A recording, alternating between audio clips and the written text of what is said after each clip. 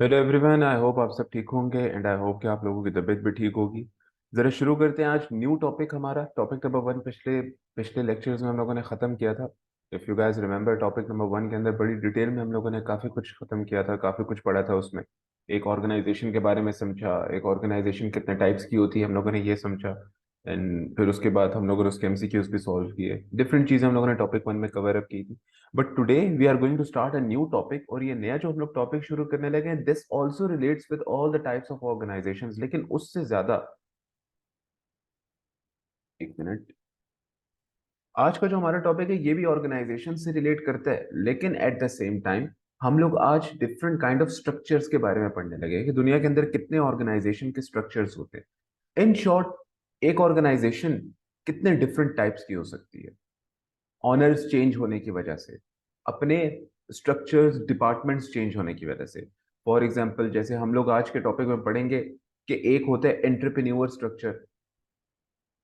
Entrepreneur structure entrepreneur structure के अंदर क्या होता है? Sorry, please kindly ignore the wrong spellings. लेकिन एंटरप्रेन्योर स्ट्रक्चर के अंदर क्या होता है? एंटरप्रेन्योर स्ट्रक्चर के अंदर एक ऑनर होता है और उसके नीचे काम करने वाले कितने लोग होते हैं? एक, दो, तीन, चार, या पांच, या छह, या सात लोग। जितने भी लोग वो काम करने वाले, वो सारे लोग किसको रिपोर्ट करते हैं?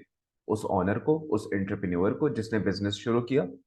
जब इनिशियली कोई बंदा इन्वेस्टमेंट करता है, कोई बिजनेस शुरू करता है, तो एक एंटरप्रेन्योर स्ट्रक्चर बनता है कि owner itself is always on the top और नीचे बाकी लोग हैं। फिर हम लोग इस तरह से बाकी स्ट्रक्चर्स पढ़ेंगे। जैसे बिजनेस ऑर्गेनाइजेशन ग्रो करती है, उस तरह से डिपार्टमेंट्स के स्ट्रक्चर्स भी चेंज होते रहते हैं, डिफरेंट डिपार्टमेंट्स आते हैं। हर एक स्ट्रक्चर होने का डिफरेंट एडवांटेजेस क्या है, डिसएडवांटेजेस क्या है। मेजरली हम लोग डिसएडवांटेजेस के बारे में पढ़ेंगे और एक एडवांटेज पढ़ रहे होंगे हर एक के बारे में।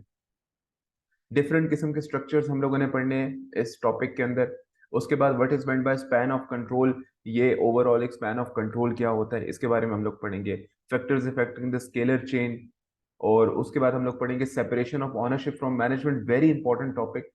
के owners are separate from the company, owners are separate from normal organisations. हम लोग पढ़ा करते थे ना, शेयर होल्डर्स होते हैं कंपनीज के अंदर, और ये शेयर होल्डर्स 100% प्रॉफिट को ऑन नहीं करते। शेयर होल्डर्स किन को हायर करते हैं? प्रोफेशनल मैनेजर्स को हायर करते हैं।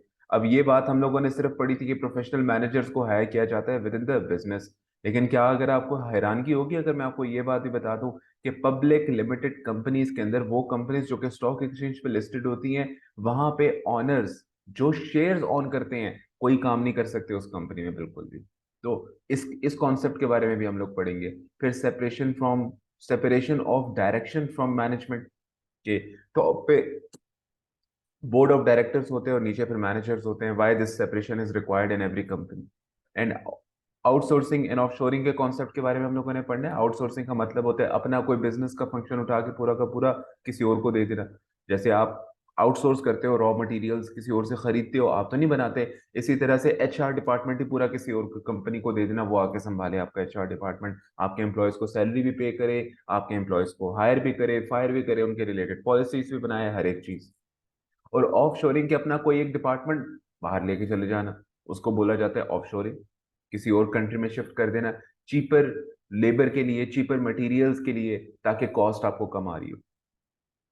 और फिर हम लोगों ने लेवल्स ऑफ मैनेजमेंट की एक थ्योरी हम लोगों ने वो पढ़नी है, और फाइनली सेंट्रलाइजेशन एंड डिसेंट्रलाइजेशन की तरफ जाएंगे।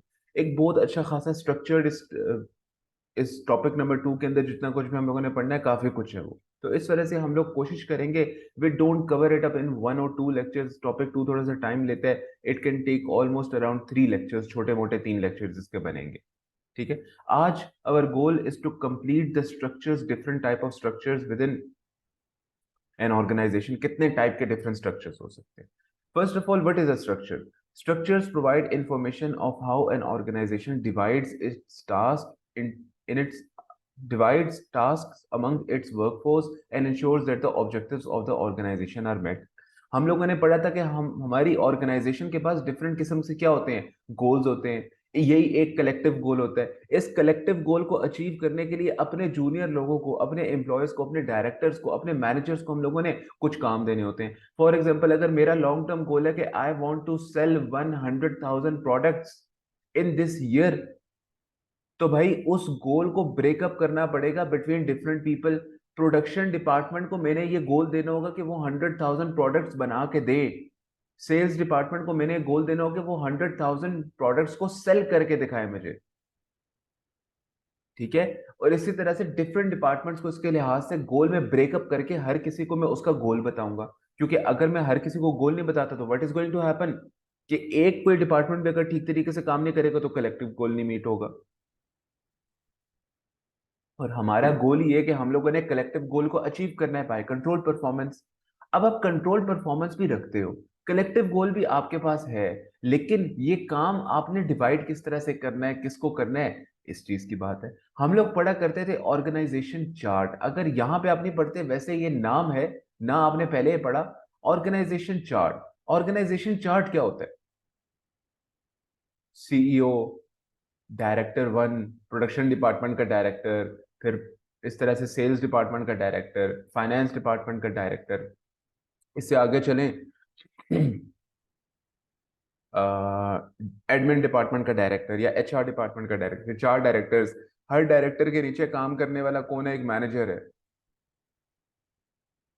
हर मैनेजर के नीचे एक जूनियर मैनेजर है। फिर हर जूनियर मैनेजर के नीचे एक एम्प्लॉय है। This is known as an organization chart, या फिर इसको बोला जाता है स्ट्रक्चर, जो कि मैंने आपके सामने बनाया है। इससे पता क्या चल रहा है? अगर सीईओ के दिमाग में एक ओवरऑल गोल है 100,000 प्रॉफिट का दिस ईयर, तो वो इस गोल को ब्रेकअप करेगा between 4 different departments through their directors. Her director फिर अपने फर्दर गोल को ब्रेकअप करेगा। जैसे अगर ये प्रोडक्शन का डायरेक्टर था, इसने 100,000 प्रोडक्ट्स बनाने थे, ये अब इसी तरह से ब्रेकअप करेगा। यार ये जो मैनेजर बैठा हुआ है ना, पेंट डिपार्टमेंट, पेंटिंग डिपार्टमेंट का मैनेजर जो गाड़ियों के ऊपर पेंट करता है, उसके ऊपर गोल होगा, उसका क्या गोल होगा? 100,000 गाड़ियों का पेंट कर सकूं। जो मैनेजर प्रोडक्शन करता है, जो मैनेजर स्टील को आपस में वेल्ड करता है, उस डिपार्टमेंट का जो हेड है, उसका काम होगा कि 100,000 गाड़ियों का शेल बना के मैं रख दूं। अच्छा, जो सीट्स बनाता है मैनेजर, उसका काम होगा कि मैं 100,000 गाड़ियों के लिए सीट्स बना के रख दूं। उस गोल को ब्रेकअप किया फर्दर। अब हर एक मैनेजर ने फर्दर ब्रेकअप किया होगा कि यार तुम बैक साइड पे पेंट करोगे, तुम फ्रंट साइड पे पेंट करोगे। अपने जूनियर एम्प्लॉयज को, जूनियर मैनेजर्स को ये बात बोली। जूनियर एम्प्लॉयज ने फर्दर अपने एम्प्लॉयज को इस तरह से अगली बात बोली। इस सारी चीज को क्या बोला जाता है? एक स्ट्रक्चर है ये जो डायग्राम होती है ना, this is known as a structure. के ऊपर कौन है, फिर नीचे कौन है, फिर उसके नीचे दो बंदे कौन कौन से, this all is known as a structure. अब सबसे पहला आपके पास होता है कि entrepreneur structure. Entrepreneur structure again, जब एक बिजनेस ऑनर स्टार्टिंग में, दुनिया के सबसे जो पहले इन्वेस्टमेंट की जाती है किसी भी बिजनेस के अंदर, एक नया बिजनेस शुरू किया जाता है, तो एक बंदा बिजनेस कर रहा होता है, एक एंटरप्रेन्योर कहलाता है वो, उसने नया बिजनेस शुरू किया।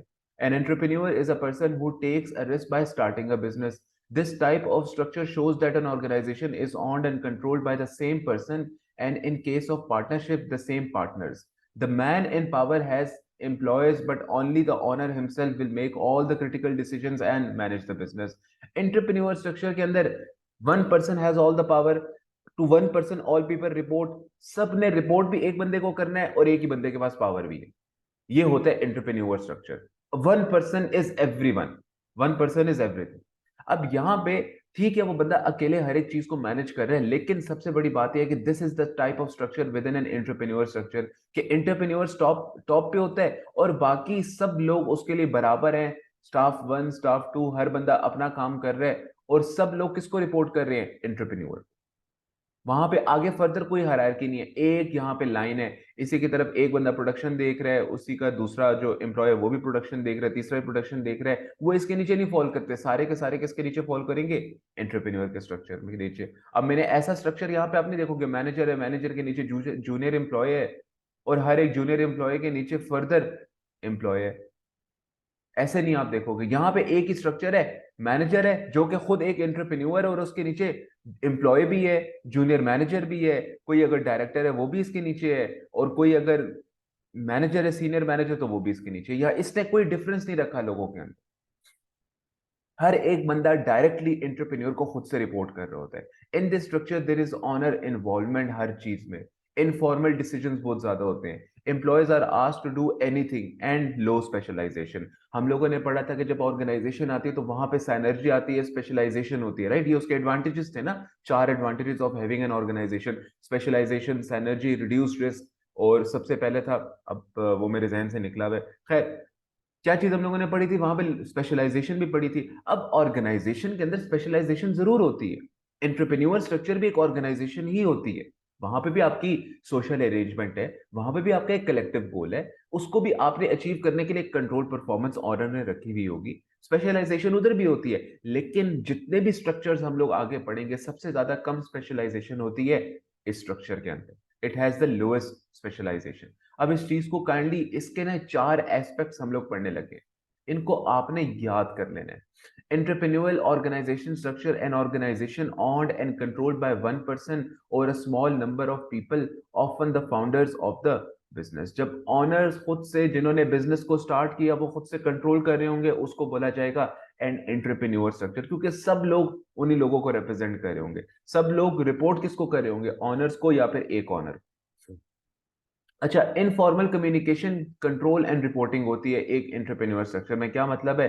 The organisation structure is informal in many aspects, employees may be asked to do any task, there are no fixed job descriptions. अगर मैंने किसी को ये बोल के हायर किया कि that person has to make this mugs, तो हो सकता है जब जैसे ही वो मग बना ले, मुझे प्रिंटिंग करवाने की जरूरत है, उसी बंदे को बोलूं यार जाके प्रिंट तो कर दो।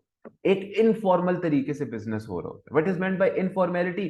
कि आप सिर्फ अपना काम नहीं कर रहे, बाकी काम भी कर रहे होगे आप, क्योंकि अपना काम सिर्फ नहीं कर रहे अब, क्योंकि अगर आप पूरी जिंदगी सिर्फ ये मग्स बनाने का काम करते तभी जाके स्पेशलाइजेशन करते ना, हमने क्या पढ़ा था। अब आप इसके साथ साथ, अगर लेट सपोज मुझे ये घर से कोई कपड़ी चीज मंगवानी थी, मैं ऑनर हूं, मैंने आपको बोल दिया जाके ले आओ, कैन यू डिनाई दैट?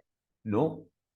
तो उस केस के अंदर आपका जो टाइम इस चीज को बनाने में स्पेंड होना चाहिए था, अब वो इस चीज में नहीं हो रहा, वो कहाँ स्पेंड हो रहा है? दूसरी अननेसेसरी चीजों के अंदर जो आपकी फील्ड नहीं है। और अगर वहां स्पेंड हो रहा है तो स्पेशलाइजेशन अब आपकी कम होगी, ज्यादा टाइम लगेगा किसी चीज को स्पेशलाइज करने में। ठीक है?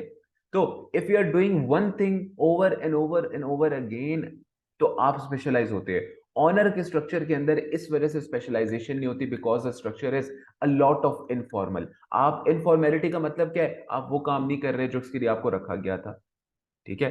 अब नॉर्मल फॉर्मल का मतलब क्या है? यार एम्प्लॉय को रिपोर्ट करना चाहिए था towards junior manager, junior manager को फर्दर रिपोर्ट करना चाहिए था टुवर्ड्स मैनेजर, मैनेजर को फर्दर रिपोर्ट करना चाहिए था किसको? डायरेक्टर को, और डायरेक्टर ने फर्दर रिपोर्ट करना चाहिए था एक ऑनर या फिर सीईओ को। नॉर्मल स्ट्रक्चर तो ऐसा होना चाहिए।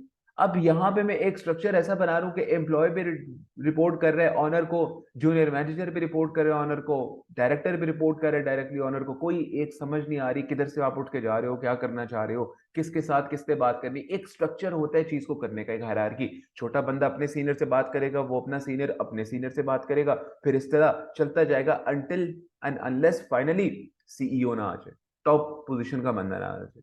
This is the normal structure. लेकिन एंटरप्रेन्योर स्ट्रक्चर में लाइन ऑफ अथॉरिटी इसको बोला जाता है, लाइन ऑफ अथॉरिटी को भी नहीं फॉलो किया जा रहा होता, और आप अपने बंदों से, अपने एम्प्लॉय से हर वो काम करा रहे थे जिसका आपको करवाना होता है, जो काम आपको जरूरी होता है करना। There is no fix type of job के एक बंदे ने क्या करना।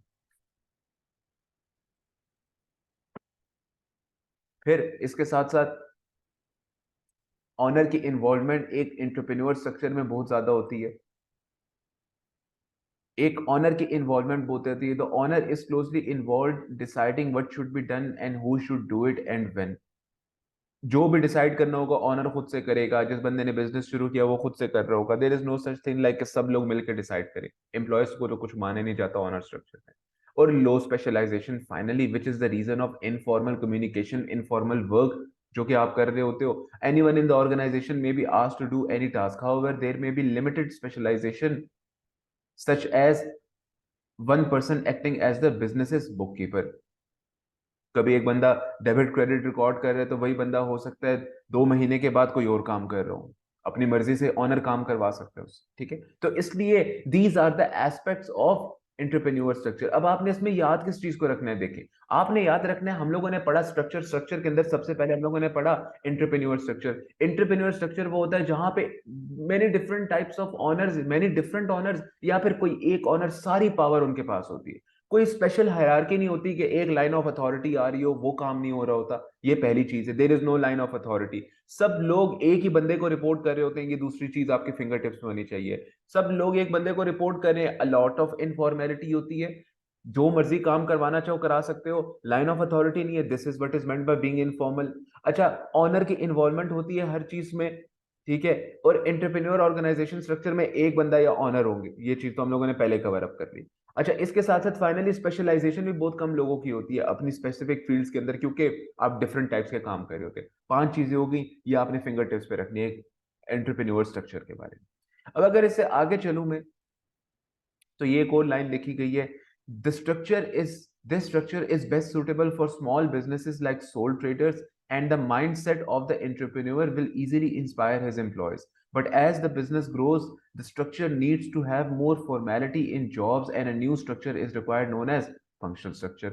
अब यहां तक जो स्ट्रक्चर था एंटरप्रेन्योर स्ट्रक्चर, किसको फायदा दे सकता है? एक सोल ट्रेडर को, वो बंदा जो कि अकेले एक ऑर्गेनाइजेशन बना के बैठा हुआ है, वो बंदा जिसने सोशल अरेंजमेंट तो बनाई दी है, वो बंदा जिसने एक कलेक्टिव गोल तो बनाया है, वो एक स्पेशलाइज्ड ऑनर जो कि कंट्रोल परफॉर्मेंस तो रखता है लेकिन ही alone is running a business.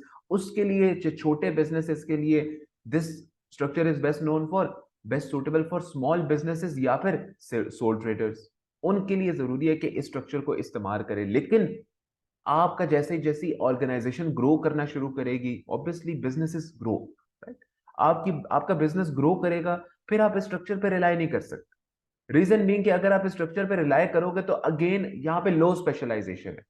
Business को थोड़ा सा भी ग्रो करेगा, और ज्यादा ग्रो करने के लिए एक बंदा आपको स्पेशलाइज चाहिए जो कि अच्छी क्वालिटी के मार्क्स बना सके, और आपके ऑर्गेनाइजेशन में तो स्पेशलाइजेशन थी नहीं।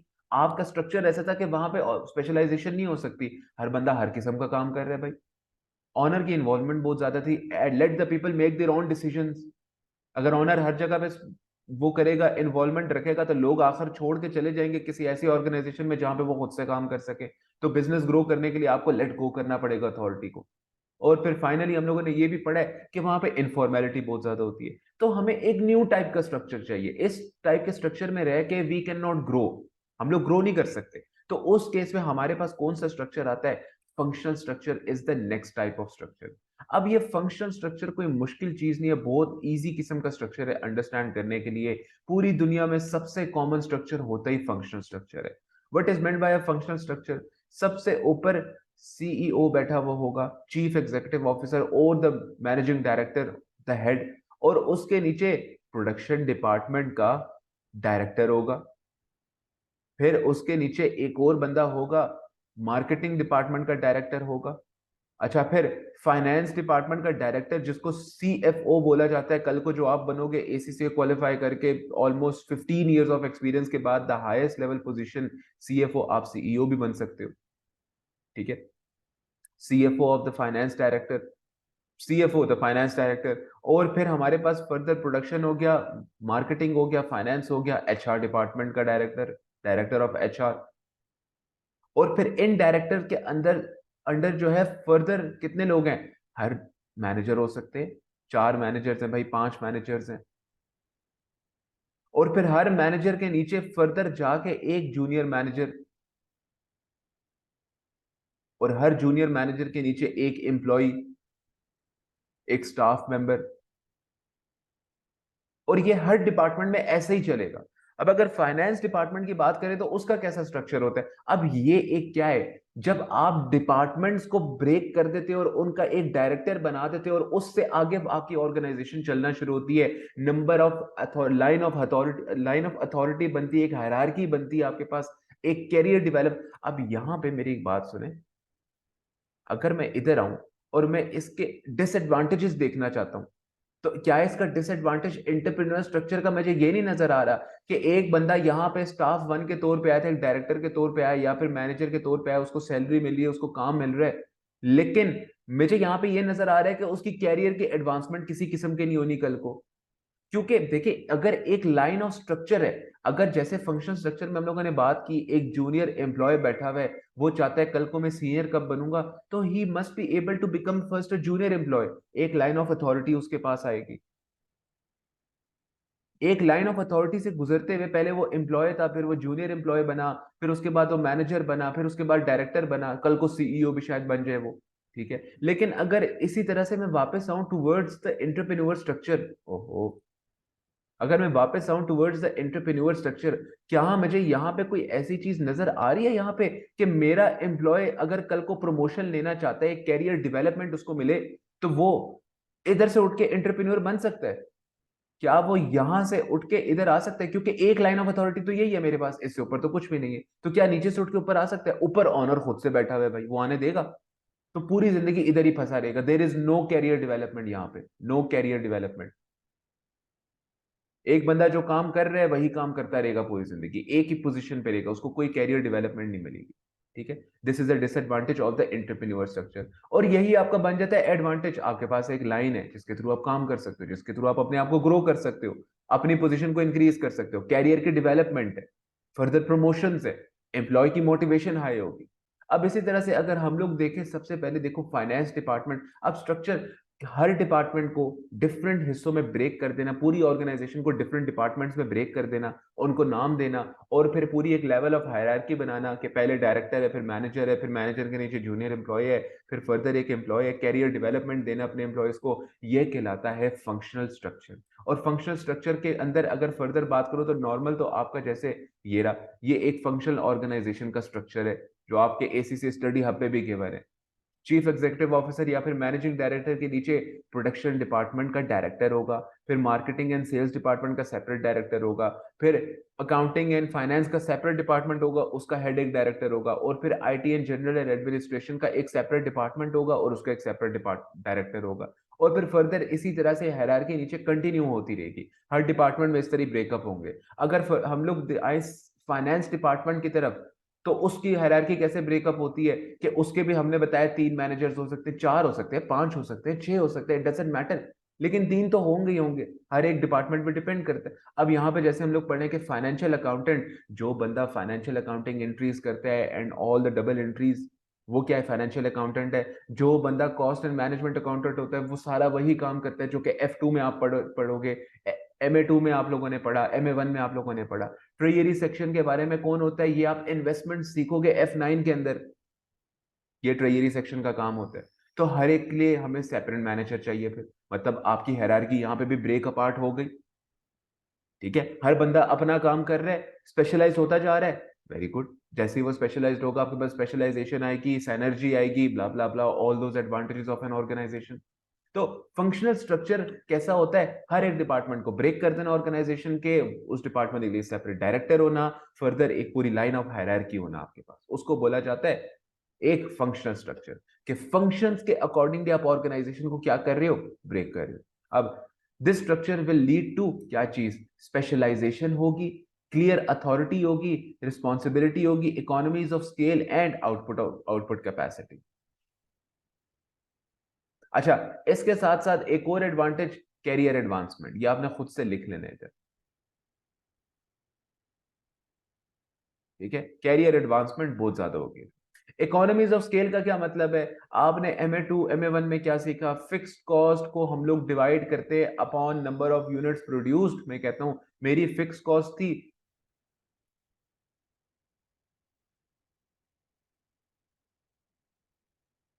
मैं कहता हूं मेरी फिक्स कॉस्ट थी $100,000 की, और मेरे पास जो नंबर ऑफ यूनिट्स मैंने प्रोड्यूस किए दैट वर $500, 500 यूनिट्स प्रोड्यूस। अब पर यूनिट कितनी कॉस्ट आई मेरे पास? Let's calculate first.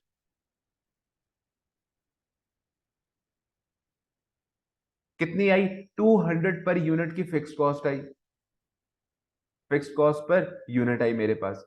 अगर लेट सपोज मार्केट के अंदर जाके मैंने अपना प्रोडक्ट अगर बेचना है, तो मैं सेलिंग प्राइस कितनी रखूंगा? इतनी तो रखूंगा कि वो मेरी फिक्स कॉस्ट पर यूनिट को कवर अप करे। मैं कम से कम 300 का अपना प्रोडक्ट बेच रहूंगा, राइट? ऐसे ही करूंगा ना, 200 से नीचे का तो नहीं बेचूंगा, 200 की तो मेरी फिक्स कॉस्ट पर यूनिट आई है। अच्छा, लेट सपोज एक और चीज बताता हूँ मजे की आपको। मैंने यही प्रोडक्ट मेरे पास दोबारा से फिक्स कॉस्ट जो इन टोटल आई वो $100,000 की आई, लेकिन इस बार जो मैंने यूनिट्स प्रोड्यूस किए दोज वर 1000 यूनिट्स, तो मेरी फिक्स कॉस्ट पर यूनिट कितनी आई?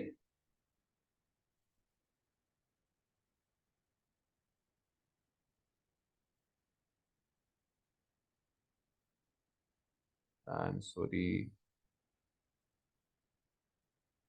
100 पर यूनिट आई, $100 पर यूनिट की फिक्स कॉस्ट आई। अब अगर मैं मार्केट में जाके अपने प्रोडक्ट को बेचूंगा तो कितने का बेचूंगा? 200 का बेच दूंगा, 150 का बेच दूंगा, राइट? यही काम करूंगा। अब यहां पे आप एक कॉन्सेप्ट समझे, जितने ज्यादा प्रोडक्ट्स में प्रोड्यूस करता हूं, मेरी fix cost per unit decrease कर जाती है। इस डिक्रीज होने की वजह से मार्केट में अपने प्रोडक्ट को मैं सस्ता बेच सकता हूं। ये सस्ता बेचने की वजह से कस्टमर अब ज्यादा आएंगे मेरे पास। पहले कस्टमर आया करते थे, कम आते थे बिकॉज मेरी प्राइस बहुत ज्यादा थी। अब मैंने अपनी प्राइस कम कर दी है, कस्टमर भी ज्यादा आ रहे होंगे। ये सब कुछ किस लिए पॉसिबल हुआ? क्योंकि मैंने same fixed cost per unit को डिक्रीज करने के लिए क्या किया? ज्यादा नंबर ऑफ यूनिट्स प्रोड्यूस किए। ये जो आप फिक्स्ड कॉस्ट पर यूनिट को डिक्रीज करने के लिए, इन टोटल फिक्स्ड कॉस्ट को आप नहीं रिड्यूस कर सकते, लेकिन फिक्स्ड कॉस्ट पर यूनिट, इसको रिड्यूस करने के लिए जब आप ज्यादा प्रोडक्ट्स प्रोड्यूस करते हो, इस कॉन्सेप्ट को बोला जाता है इकोनॉमीज ऑफ स्केल अचीव करना। Combining labor working on related to tasks into functions allows them to become skilled in their work and achieve economies of scale for greater efficiency and lower cost। कि अगर labour अपना काम कर रहा होगा और कोई और काम आपसे नहीं करवाओगे तो वो ज्यादा यूनिट्स प्रोड्यूस कर सकेगा। ज्यादा यूनिट्स प्रोड्यूस करने की वजह से आपके पास इकोनॉमीज ऑफ स्केल अचीव होगी। और इकोनॉमीज ऑफ स्केल अचीव करने का मतलब क्या है? फिक्स्ड कॉस्ट पर यूनिट को डिक्रीज करने के लिए ज्यादा नंबर ऑफ यूनिट्स प्रोड्यूस करें। अच्छा, दूसरी चीज, क्लियर अथॉरिटी एंड रिस्पॉन्सिबिलिटी होगी। Individual managers can clearly understand the scope of their responsibilities and authority, कि मैंने किसको, मेरी अथॉरिटी क्या है, कौन लोग मेरे अंडर फॉल करते हैं, किनको मैंने काम समझाना है, किनको क्या चीज समझानी है। There are clear lines of management authority, each person knows to whom they report, each manager knows which people report to them। This can make planning and control more effective. कि मैनेजर्स लोगों के ऊपर control बहुत आसानी से रख सकते हैं। प्लीज, बहुत आसानी से रख सकते हैं आपके पास, क्योंकि एक पूरा स्ट्रक्चर है, आपके पास लाइन ऑफ हायरार्की है। आप एक मैनेजर, तो आपको पता है मेरे नीचे ये 2 एम्प्लॉयज है बस। अगर आप एक डायरेक्टर, आपको पता है मेरे नीचे ये 3 मैनेजर्स है। अगर आप सीईओ, तो आपको पता है मेरे नीचे ये 4 डायरेक्टर्स है, और पूरी पूरी की पूरी फिर बाकी जो लोग हैं वो भी हैं। ठीक है, तो क्लियर एक अथॉरिटी होती है, क्लियर रिस्पॉन्सिबल, जबकि एंटरप्रेन्योर स्ट्रक्चर में आपके पास ये चीज नहीं थी। अच्छा, फिर स्पेशलिस्ट स्ट्रक्चर, स्पेशलिस्ट क्या होता है? स्पेशलिस्ट एक और एडवांटेज है इधर, focus on functional task. Focus upon the functional task allows the organization to train and employ specialist in a particular area. कि लोग अपना काम कर रहे होंगे, अपने काम के ऊपर वो लोग फोकस कर रहे होंगे, और ज्यादा सेम काम करेंगे ओवर एंड ओवर अगेन, तो क्या चीज बनेगी? स्पेशलाइजेशन। लोग स्पेशलाइज हो जाएंगे अपनी फील्ड ऑफ वर्क के अंदर। अच्छा, इसके साथ साथ फिर आखिरी, आउटपुट कैपेसिटी इंक्रीज कर जाती है। अगेन, आउटपुट कैपेसिटी का मतलब क्या है? कि आप ज्यादा प्रोडक्शन करोगे। आपके पास पहले कम, जो आपके प्रोडक्ट्स हैं उनको कम प्रोड्यूस करते थे, स्पेशलाइजेशन आई। स्पेशलाइजेशन की वजह से आपने इकोनॉमीज ऑफ स्केल अचीव किया। इकोनॉमीज ऑफ स्केल अचीव करने का क्या मतलब था? ज्यादा प्रोडक्ट्स को प्रोड्यूस करना। पहले आप 500 करते थे, अब आप 1000 यूनिट्स प्रोड्यूस कर रहे हो, क्योंकि लोग स्पेशलाइज्ड हो गए। वो जो लर्निंग कर्व का प्रोसेस, उसने मैंने समझाया था आपको, वो लर्निंग कर्व का प्रोसेस अचीव करने के बाद लोग स्पेशलाइज्ड होकर कम टाइम में ज्यादा चीजें बना सकते हैं। ठीक है, पर यूनिट कॉस्ट डिक्रीज हो रही है। लेकिन ये डिक्रीज क्यों हो रही है? क्योंकि ज्यादा प्रोडक्शन हो रही है। ज्यादा प्रोडक्शन आउटर कैपेसिटी पे रिलेट करती है, कि आप ज्यादा चीजें प्रोड्यूस कर सकते हो under this kind of functional structure. आप ज्यादा चीजें प्रोड्यूस करोगे। Organization by function allows the organization to produce much more output than an entrepreneur structure. ठीक हो गया। अब यहां पे अगर इससे आगे चले तो डिसएडवांटेजेस क्या है इस स्ट्रक्चर के? Disadvantages of functional structure, working in silos सबसे पहला डिसएडवांटेज है। Each department will only focus on their own performance and high level of coordination will be required. कि हर एक डिपार्टमेंट फोकस करेगा कि यार जो मुझे टारगेट मिला है मैं सिर्फ उसको अचीव करूं। मार्केटिंग डिपार्टमेंट इस चीज पे गौर नहीं करने वाला कि प्रोडक्शन डिपार्टमेंट का क्या काम था। प्रोडक्शन डिपार्टमेंट को काम नहीं आता। Marketing department, finance department and any other department is not going to help them. हर डिपार्टमेंट अपनी परफॉर्मेंस पे फोकस कर रहे हैं। एक डिसएडवांटेज है ये वाला, कि लोग आपस में हेल्प आउट नहीं करेंगे। हेल्प आउट करेंगे तो डिपार्टमेंट वाले करेंगे, इंटर डिपार्टमेंटल हेल्प आउट नहीं होने वाली किसी की। अच्छा, इनफ्लेक्सिबिलिटी है, क्योंकि अब आप स्पेशलाइजेशन की तरफ जा रहे हो। हर बंदे को सिर्फ ये काम करना आता है, जिसने ये काम करना है उसको ऑर्गेनाइजेशन में सिर्फ ये करना आता है, दैट्स इट। जिसने, लेट्स सपोज, माउस बनाना है तो उसको सिर्फ ये बनाना आता है, they don't know anything else. मेरा काम है डबल एंट्री करना, मुझे सिर्फ डबल एंट्री करना आता है, I don't know anything else. तो इस केस के अंदर इनफ्लेक्सिबिलिटी है। एक बंदा डिफरेंट किस्म के काम नहीं कर सकता। जबकि एंटरप्रेन्योर स्ट्रक्चर की बात करते हैं तो वहां पे एक बंदा डिफरेंट किस्म के काम कर सकता था। तो यहाँ पे क्या है? Each job has been formalized, it becomes tough to change the structure further. Coordination and communication के इश्यूज होते हैं, communication becomes slow between departments activities and reaction to market changes becomes even slower. Because होता क्या है कि अगर director ये production का डायरेक्टर है, ये एचआर का डायरेक्टर है, एंड ये जो है ये लेट्स सपोज फाइनेंस का डायरेक्टर है, प्रोडक्शन के डायरेक्टर को बंदे हायर करने अपनी ऑर्गेनाइजेशन के अंदर, ये बात किसने बताई?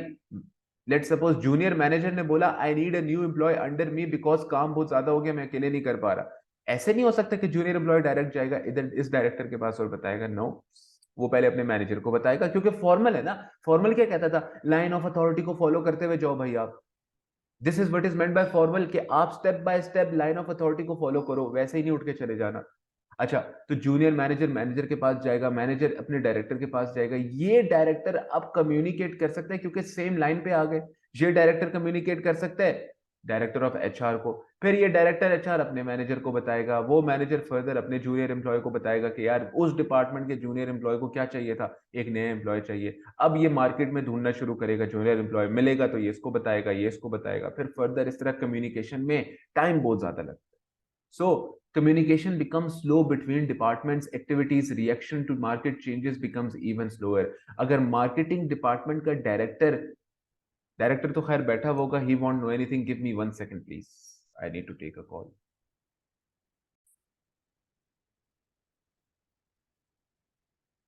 सॉरी फॉर दैट, एक कॉल आ गई थी। अच्छा, लेट्स कंटिन्यू। अब मैं कहां पे था कि कोऑर्डिनेशन एंड कम्युनिकेशन बहुत स्लो होती है, कम्युनिकेशन बिटवीन, अब हाँ, डायरेक्टर ऑफ मार्केटिंग डिपार्टमेंट, इसका स्ट्रक्चर क्या होगा? इसका स्ट्रक्चर भी तो कुछ ऐसा ही होगा कि यहाँ पे मैनेजर बैठा हुआ है, फिर नीचे जूनियर एम्प्लॉय बैठा हुआ है, फिर मार्केटिंग की टीम में से कोई एम्प्लॉय भी इधर बैठा हुआ है। अब लेट्स सपोज एम्प्लॉय ने आइडेंटिफाई किया कि यार मार्केट के अंदर चेंजेस आने लगी हैं, कल को इन्फ्लेशन आने लगी, क्योंकि मार्केटिंग डिपार्टमेंट का ही काम है, हम लोग आगे पढ़ेंगे, मार्केट के साथ रिलेट करना, कस्टमर्स के साथ रिलेट करना, ये मार्केटिंग डिपार्टमेंट का काम है, ठीक है।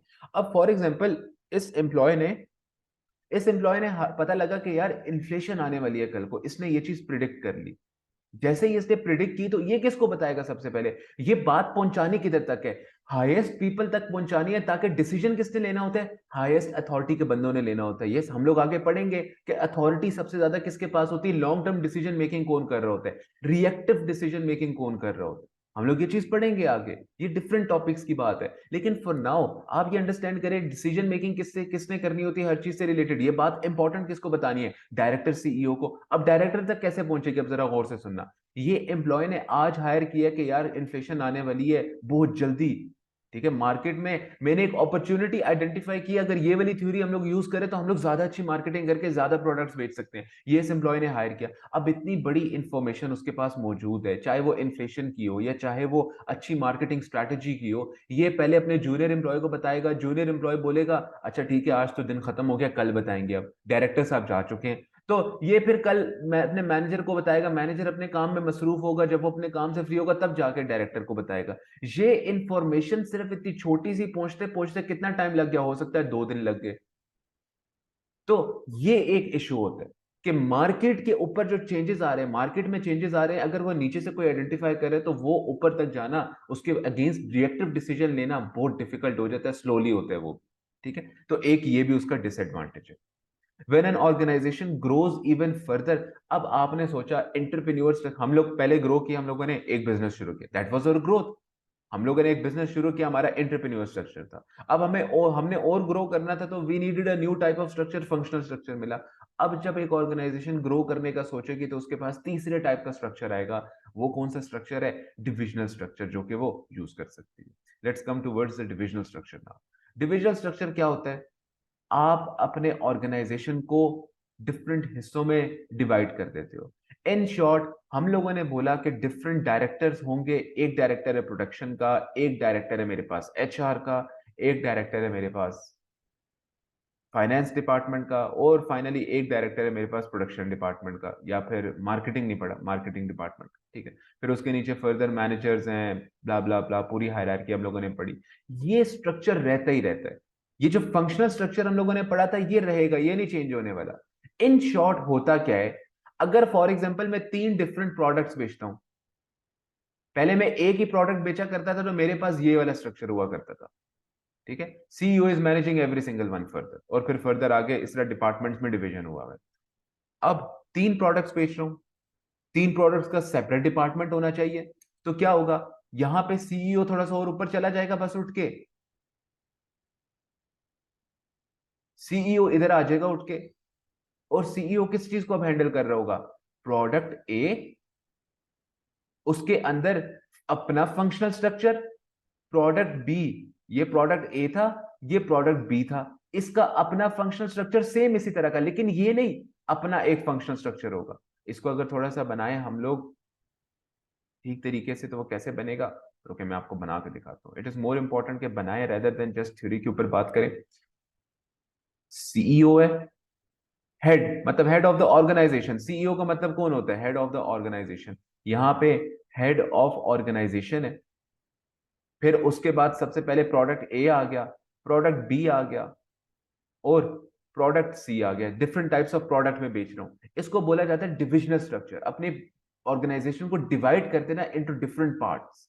पहले आप डिपार्टमेंटल स्ट्रक्चर या फिर डिपार्टमेंटल उसको नाम दिया जाता था, या फिर उसको नाम दिया जाता था कौन सा, फंक्शन स्ट्रक्चर का। इसको डिपार्टमेंट का नाम भी दिया जाता है क्योंकि आप अपनी ऑर्गेनाइजेशन को अकॉर्डिंग टू डिपार्टमेंट्स ब्रेक कर रहे हो। लेकिन यहाँ पे आप अपनी पूरी ऑर्गेनाइजेशन को डिवाइड कर देते हो डिफरेंट पार्ट्स में, डिपेंडिंग अपॉन एनीथिंग। अगर मैं कहता हूँ लेट्स सपोज मैं 3 प्रोडक्ट्स बेच रहा हूँ, उन 3 प्रोडक्ट्स में अपना अपना एक फंक्शनल स्ट्रक्चर होगा।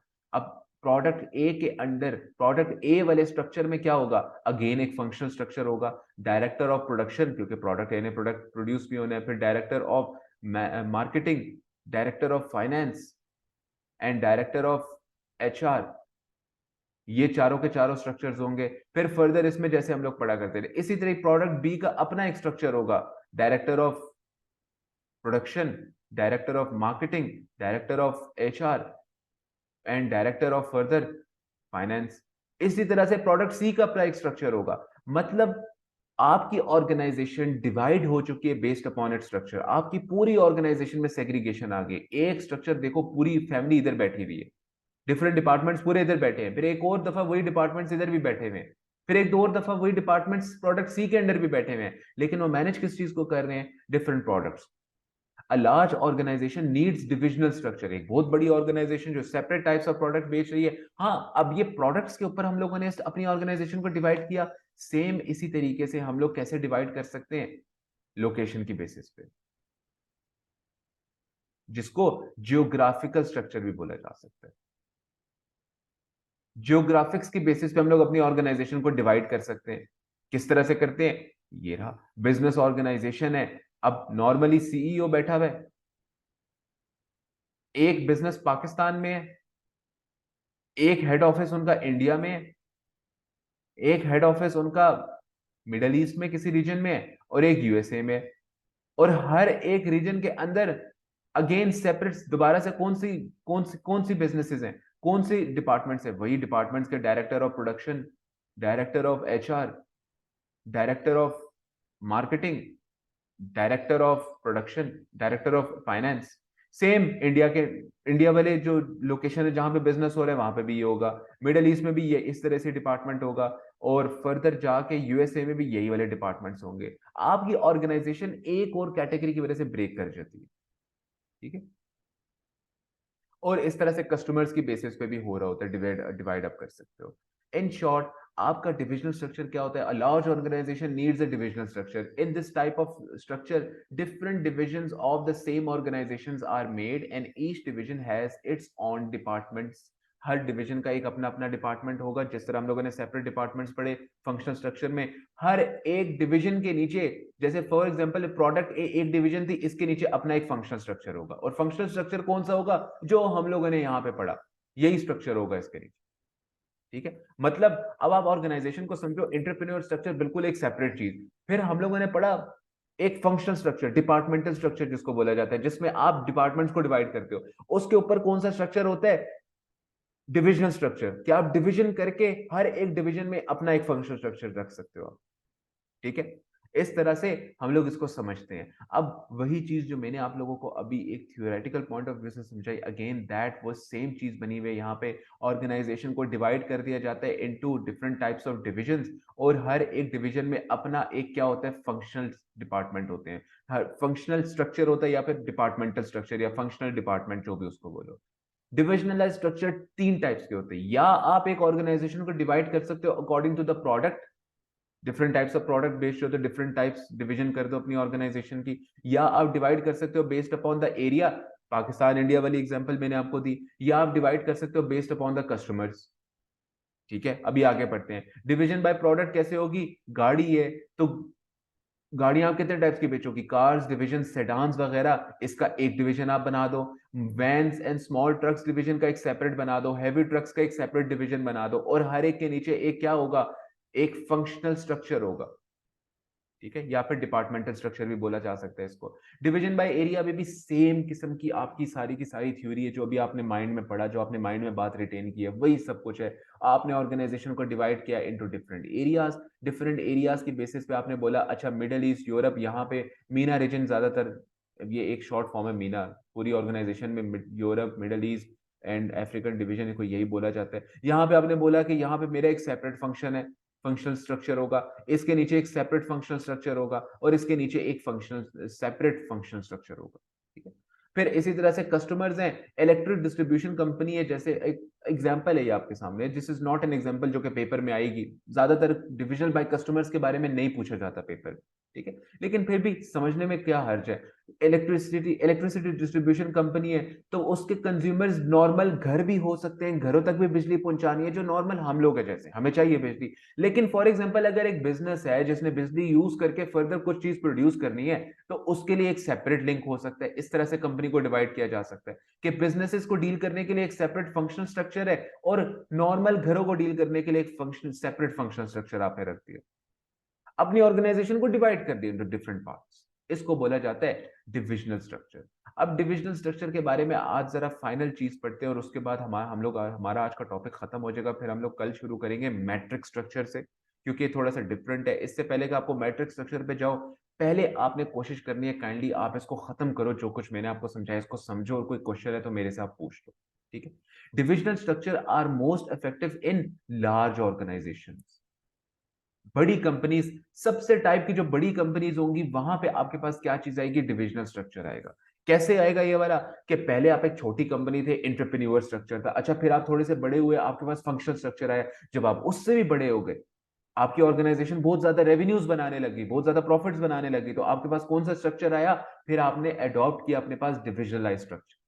पहले आप एक प्रोडक्ट बेचते थे अंडर एंटरप्रेन्योर स्ट्रक्चर, एंटरप्रेन्योर था, वो प्रोडक्ट थोड़ा ज्यादा सेल होना शुरू हुआ, तो आपने बना लिया अपने लिए, अपने पास एक डिविजनल स्ट्रक्चर, या सॉरी फंक्शनल या फिर डिपार्टमेंटल स्ट्रक्चर, उसका एक ही नाम होता है। जब आपने दो तीन डिफरेंट प्रोडक्ट्स बेचना शुरू कर दिए, तो अब आपको फंक्शनल स्ट्रक्चर चाहिए, या डिफरेंट लोकेशंस के ऊपर उस सेम प्रोडक्ट को बेचना शुरू कर दिया, तो उस सेम डिफरेंट लोकेशंस के लिए आपको सेपरेट स्ट्रक्चर चाहिए थे। ठीक है, तो उसको बोला जाता है डिविजनलाइज स्ट्रक्चर, और सबसे बड़ी ऑर्गेनाइजेशन में ज्यादातर ये होता है। Whereas a traditional functional structure is likely to be ineffective and inefficient due to the size और diversity of the business operation. जो नॉर्मली हम लोग पढ़ते थे फंक्शनल स्ट्रक्चर या डिविजनल स्ट्रक्चर,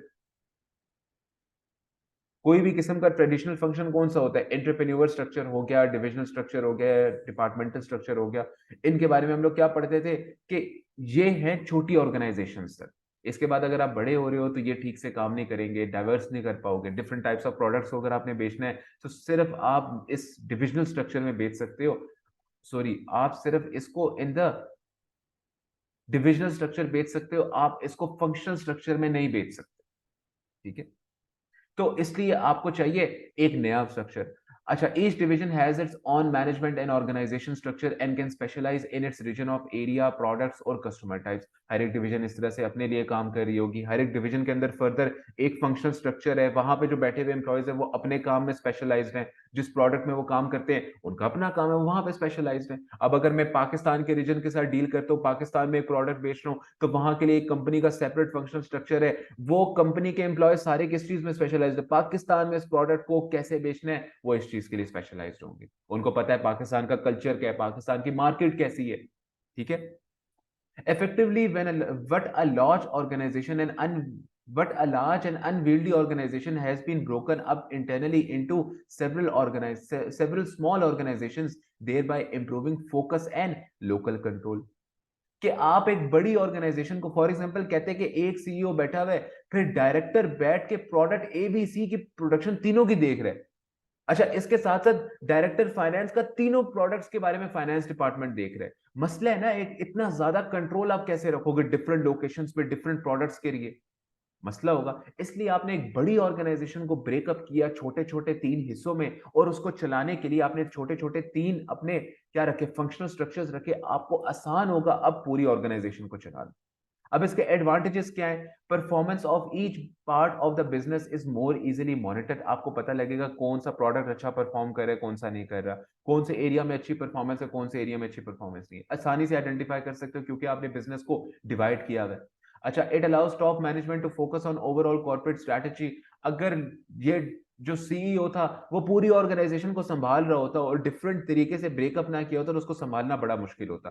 डायरेक्टर्स कंप्लेन लेकर आ रहे होते, सर ये चीज नहीं समझ आ रही, ये समझा दे। वो आपने ब्रेक कर दी है, लोग अपने काम पे फोकस करेंगे और आपके पास स्ट्रेटेजी क्या होती है? Long term decision making. Long term decision making करना इजी होगा आपके लिए क्योंकि आपका फोकस 100% उसके ऊपर है। ठीक है। अच्छा, इसके साथ साथ it is easy to sell off parts of a business और acquire new companies as divisions में ऑपरेट इंडिपेंडेंटली। आपने प्रोडक्ट वाइज डिवीजन की, product A, product B, product C. कोई बंदा आया आपके पास, उसने बोला हमें अपना प्रोडक्ट ए बेच दो, आपने पूरा का पूरा एक डिपार्टमेंट ही बेच दिया एज अ टाइप ऑफ ना, उसको एक पूरा का पूरा डिवीजन ही बेच दिया। एक बंदा आपसे कहता है कि यार मुझे इंडिया वाली साइड का जो आपका बिजनेस है वो मुझे सेल ऑफ कर दो, आपने पूरा का पूरा एक डिपार्टमेंट, एक डिवीजन ही बेच दिया अपनी ऑर्गेनाइजेशन का। It was easier to do this. अगर ऐसा ना होता, अगर let suppose India, Pakistan, Bangladesh, जिधर भी आप बिजनेस कर रहे हो, हर चीज को एक डायरेक्टर मैनेज कर रहा होता, एक डायरेक्टर प्रोडक्शन को मैनेज कर रहा होता तीनों जगह पे, एक डायरेक्टर फाइनेंस को मैनेज कर रहा होता तीनों जगह पे, एक डायरेक्टर मैनेज कर रहा होता मार्केटिंग को तीनों जगह पे। अब अगर कोई खरीदने के लिए आता, पहले आप पूरे डिपार्टमेंट को अलहदा करते, पहले आप पूरे इंडिया के फंक्शंस को अलहदा करते, अलहदा करने के बाद किस तरह से कौन सा एम्प्लॉय इंडिया में फॉल करते हैं वो आइडेंटिफाई करते हैं और फिर आप सेल ऑफ करते हो उसको। It would have been difficult. अब आसान है आपके लिए। अच्छा, डिसएडवांटेजेस क्या है? It is usually inappropriate in small organizations where senior management should be able to manage the entire business. अगर छोटी ऑर्गेनाइजेशंस में इसको लगा दिया जाए तो ये ठीक से काम नहीं करेगा, इनअप्रोप्रिएट हो जाए। छोटी ऑर्गेनाइजेशंस में आप डिविजनलाइज स्ट्रक्चर को इस्तेमाल नहीं कर सकते। There is a risk of duplication of services. Duplication of services क्या होती है? सबसे बड़ा डिसएडवांटेज इस टाइप के स्ट्रक्चर का, मैंने कहा कि मेरे पास यहां पे भी, किधर है मेरी वो वाली एग्जांपल, ये देखो। मैंने कहा कि मेरे पास प्रोडक्ट ए में भी इस वक्त एक डिपार्टमेंट डायरेक्टर बैठा है फाइनेंस डिपार्टमेंट का, इसी तरह से मैनेजर होगा, फिर फर्दर 2-3 मैनेजर्स हो सकते हैं, फिर हर मैनेजर के नीचे जूनियर एम्प्लॉय हो सकता है, फिर जूनियर मैनेजर हो सकता है, फिर हर मैनेजर के नीचे एक एम्प्लॉय हो सकता है। इस तरह पूरा स्ट्रक्चर तो वही रहेगा। अब मेरे पास जो प्रोडक्ट भी है वहां पे जो फाइनेंस डिपार्टमेंट का डायरेक्टर है वो भी तो मौजूद है। मेरे पास मेरी ऑर्गेनाइजेशन में 2 फाइनेंस डायरेक्टर। अच्छा, मैनेजर्स कितने हैं फाइनेंस के? 6 फाइनेंस के मैनेजर्स। इस डिपार्टमेंट में भी मेरे मैनेजर्स, एक फाइनेंशियल अकाउंटेंट बैठा हुआ है, इधर भी फाइनेंशियल अकाउंटेंट एक बैठा हुआ है, इधर भी एक मेरे पास मैनेजमेंट अकाउंटेंट बैठा हुआ है, इधर भी मैनेजमेंट अकाउंटेंट बैठा है। डुप्लीकेट हो रहे हैं एक ही ऑर्गेनाइजेशन में, एक पोजीशन पे दो दो लोग बैठे हुए हैं। डुप्लीकेशन ऑफ रोल्स हो रहे हैं, हायर कॉस्ट हो रही है। इसके लिए हम लोग एक कॉन्सेप्ट पढ़ेंगे बहुत अच्छा कि डुप्लीकेशन ऑफ रोल्स से बचा कैसे जा सकता है, इन कॉस्ट को कम कैसे किया जा सकता है। वो कॉन्सेप्ट कहलाता है शेयर्ड सर्विसेज अप्रोच, ये नीचे पढ़ते हैं उसको। अब उसको पहले डिसएडवांटेज क्या है? There is a risk of duplication of activities specially in administration activities unless division share some head office services. कि आपके पास फाइनेंस डिपार्टमेंट में, मार्केटिंग डिपार्टमेंट पे, सेम लेवल पे ऑर्गेनाइजेशन में 2 या 3 डिफरेंट टाइप्स ऑफ मैनेजर्स बैठे हुए हैं सेम पोजीशन, सेम पोजीशन पे 2 या 3 एम्प्लॉयज बैठे हुए हैं। इस चीज को कम करने का आसान तरीका यह है कि देखो, फाइनेंस डिपार्टमेंट तो पूरी ऑर्गेनाइजेशन का सेम भी हो तो कोई मसला नहीं है, आईटी डिपार्टमेंट पूरी ऑर्गेनाइजेशन का सेम भी हो कोई मसला नहीं है, human resource department, HR department जिन्होंने लोगों को हायर करना है वो सेम भी हो पूरी ऑर्गेनाइजेशन का कोई मसला नहीं है। मसला किन डिपार्टमेंट्स का है? प्रोडक्शन का है ना, प्रोडक्शन का मसला है उसको सेपरेट कर लो। मार्केटिंग का मसला है क्योंकि मार्केटिंग की टीम, अगर आप लोकेशन सेपरेट हैं तो उनको अंडरस्टैंडिंग होनी चाहिए मार्केटिंग की टीम को लोकल चीजों के बारे में, local inflation and everything. Sales का मसला होता है, उसका डायरेक्टर सेपरेट रखो, हर डिपार्टमेंट हर डिवीजन का।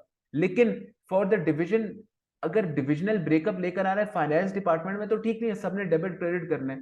एक ही चीज की पोजीशन है, अंडरस्टैंडिंग ज्यादा नहीं चाहिए आपको। आपने सेम कॉन्सेप्ट्स को फॉलो करना है, डेबिट क्रेडिट करते हुए सेम डेप्रिसिएशन चार्ज करनी है। तो due to the risk of duplication of activities, some activities और departments within the divisionalized structure can be shared by all the divisions. This concept is known as shared services approach. The main advantages of shared services are reduction in cost.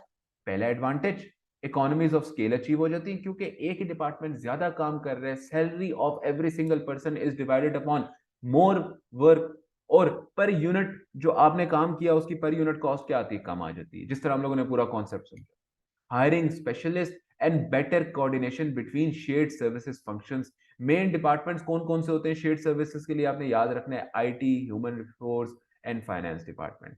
पहला advantage reduction in cost, दूसरा advantage आपके पास economies of scale है, तीसरा advantage है लोग इतना अपने field में काम करना शुरू कर देते हैं, वो वाला शेयर्ड सर्विसेज वाला, वो तीन जगह का काम, तीन डिविजन का काम संभाला हुआ उन्होंने, स्पेशलिस्ट बन जाएंगे, इंतहा किस्म के स्पेशलिस्ट बनेंगे।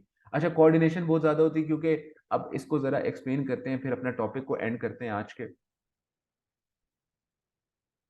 हम लोगों ने क्या बनाया था भाई, हमारे पास India,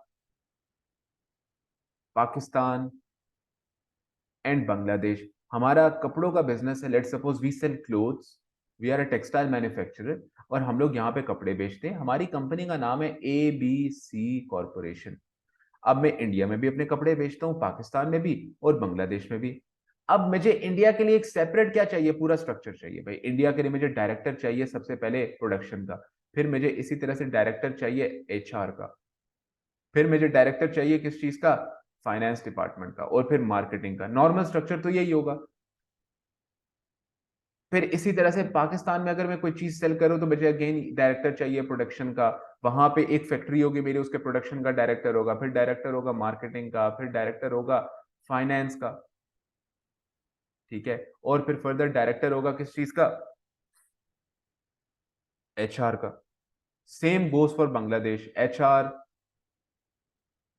finance, production and marketing, इस तरह ही चलेगा। फिर इनके नीचे कौन है, मैनेजर्स भी होंगे वगैरह वगैरह सारे होंगे।